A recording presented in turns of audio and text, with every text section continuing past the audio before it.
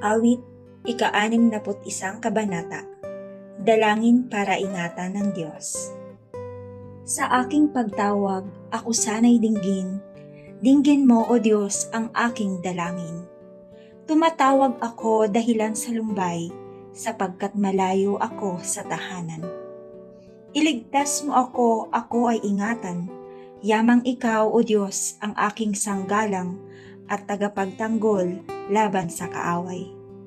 Tulutan mo ako na sa iyong tolda, habang nabubuhay ay doon matira. Sa lilim ng iyong bagwis na matatag, ingatan mo ako ng upang maligtas.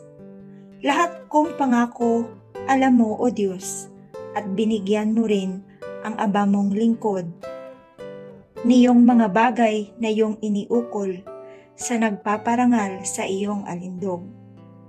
Ang buhay ng hari sana'y palawigin, bayaang ang buhay niya'y patagalin.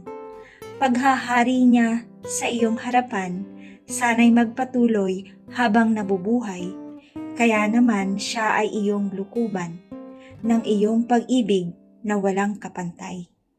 At kung magkagayon kita'y aawitan, ako'y maghahandog sa iyo araw-araw.